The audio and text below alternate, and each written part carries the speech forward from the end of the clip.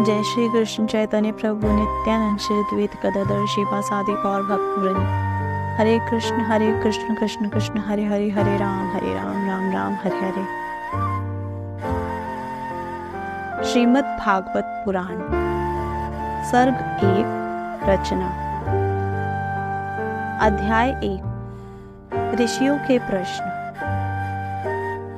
हे मेरे भगवान श्री कृष्ण वासुदेव के पुत्र, हे सर्वव्यापी भगवान, मैं आपको आदर पूर्वक नमस्कार करता हूँ। मैं भगवान श्री कृष्ण का ध्यान करता हूँ क्योंकि वे परम सत्य हैं और प्रकट ब्रह्मांडों की रचना, पालन और विनाश के सभी कारणों के आदि कारण हैं।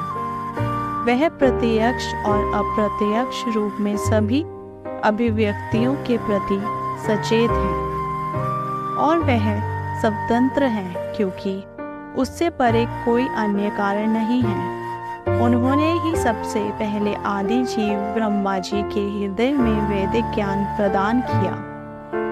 उनके द्वारा बड़े बड़े ऋषि मुनि और देवता भी भ्रम में पड़ जाते हैं। जैसे कोई अग्नि में दिखाई देने वाले जल या जल में दिखाई देने वाली भूमि में भ्रामक कल्पनाओं से व्याकुल हो जाता है। केवल उन्हीं के कारण प्रकृति के 3 गुणों की प्रतिक्रियाओं से अस्थायी रूप से प्रकट होने वाले भौतिक ब्रह्मांड तथ्यात्मक प्रतीत होते हैं। हालांकि वे अवास्तविक हैं। इसलिए मैं उनका भगवान श्री कृष्ण का ध्यान करता हूँ, जो दिव्य निवास में शाश्वत रूप से विद्यमान है, जो भौतिक संसार की भ्रामक प्रस्तुतियों से हमेशा मुक्त हैं, और उनका ध्यान करता हूँ क्योंकि वह परम सत्य है। भौतिक रूप से प्रेरित सभी धार्मिक गतिविधियों को पूरी तरह से खारिज करते हुए यह भागवत पुराण उच्चतम सत्य का प्रतिपादन करता है, जो उन भक्तों द्वारा समझ में आता है जो पूरी तरह से हृदय से शुद्ध हैं। सर्वोच्च सत्य सभी के कल्याण के लिए भ्रम से अलग वास्तविकता है। ऐसा सत्य त्रिविध दुखों को नष्ट कर देता है। महान ऋषि व्यासदेव द्वारा संकलित यह सुंदर भागवत ईश्वर प्राप्ति के लिए अपने आप में पर्याप्त है। किसी अन्य शास्त्र की क्या आवश्यकता है? जैसे ही कोई ध्यान पूर्वक और विनम्रता पूर्वक भागवत का संदेश सुनता है, ज्ञान की इस संस्कृति से परम भगवान उसके हृदय में स्थापित हो जाता है। हे विशेषज्ञ और विचारशील पुरुषों, वैदिक साहित्य के कल्पवृक्ष के परिपक्व फल श्रीमद् भागवतम का आनंद लें। यह श्री सुखदेव गोस्वामी के मुख से निकला था, इसलिए यह फल और भी अधिक स्वादिष्ट हो गया है। हालांकि इसका अमृतमय रस मुक्त आत्माओं सहित सभी के लिए पहले से ही आस्वादन योग्य था। एक बार नैमिषारण्य के जंगल में एक पवित्र स्थान पर ऋषि शौनक के नेतृत्व में महान ऋषि भगवान और उनके भक्तों की संतुष्टि के लिए 1000 साल का महान यज्ञ करने के लिए एकत्र हुए। एक दिन यज्ञ अग्नि जलाकर और शील सूत्र गोस्वामी को सम्मान का आसन अर्पित करके अपने सुबह के कर्तव्यों को पूरा करने के बाद महान संतों ने बड़े सम्मान के साथ निम्नलिखित मामलों के बारे में पूछताछ की।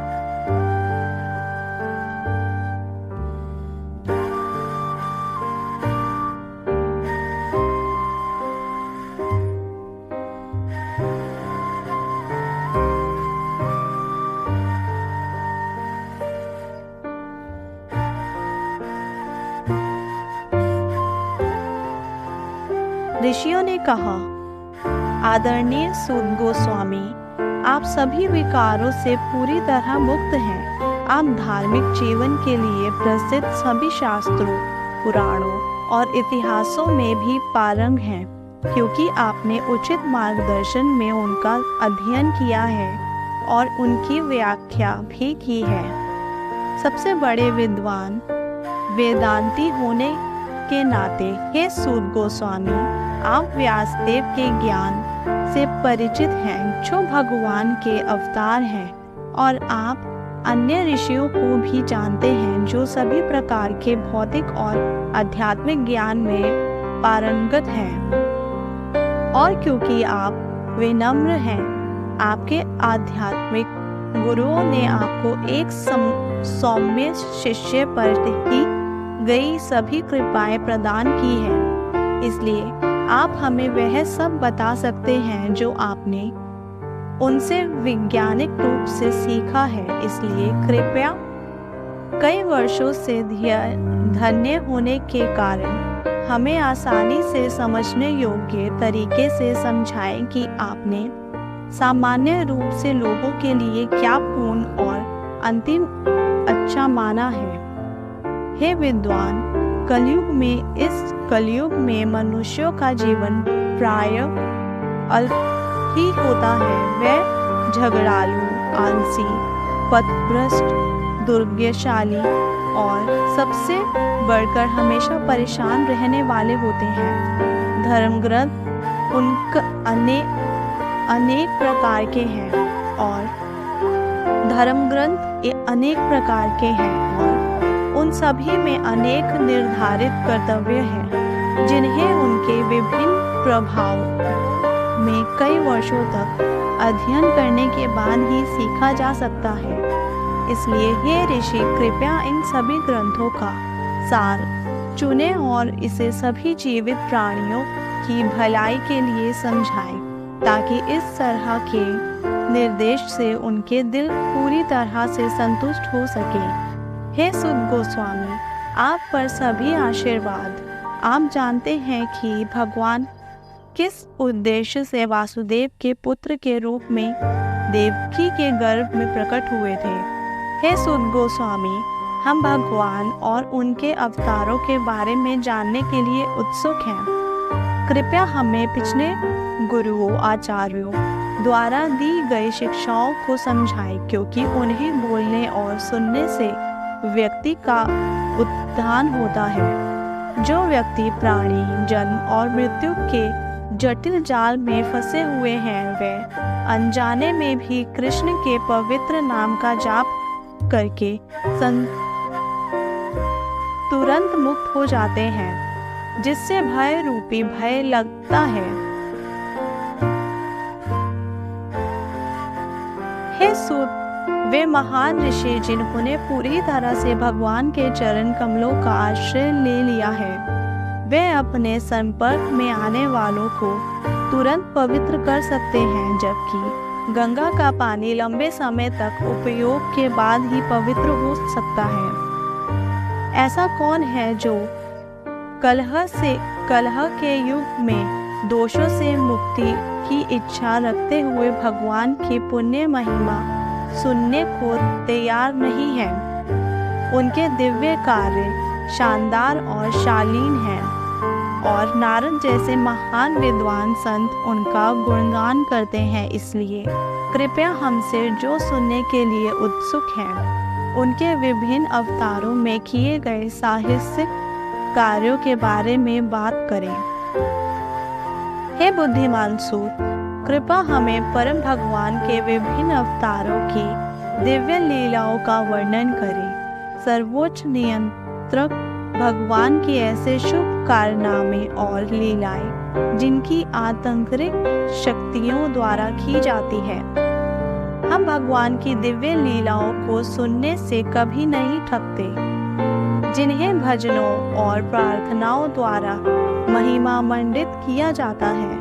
जिन लोगों ने उनके साथ दिव्य संबंधों का स्वाद विकसित कर लिया है, वह हर पल उनकी लीलाओं को सुनने का आनंद लेते हैं। भगवान श्री कृष्ण भगवान के व्यक्तित्व बलराम के साथ एक इंसान की तरह खेलते थे और इस तरह उन्होंने कई अलौकिक कार्य किए।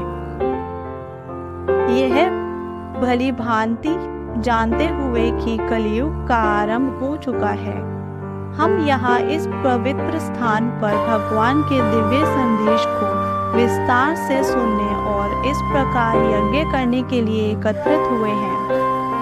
हम सोचते हैं कि हमें ईश्वर की इच्छा से आपकी कृपा प्राप्त हुई है ताकि हम आपको उन लोगों के लिए जहाज के कप्तान के रूप में स्वीकार कर सके जो कली के कठिन सागर को पार करने की इच्छा रखते हैं, जो मनुष्य के सभी अच्छे गुणों को नष्ट कर देता है।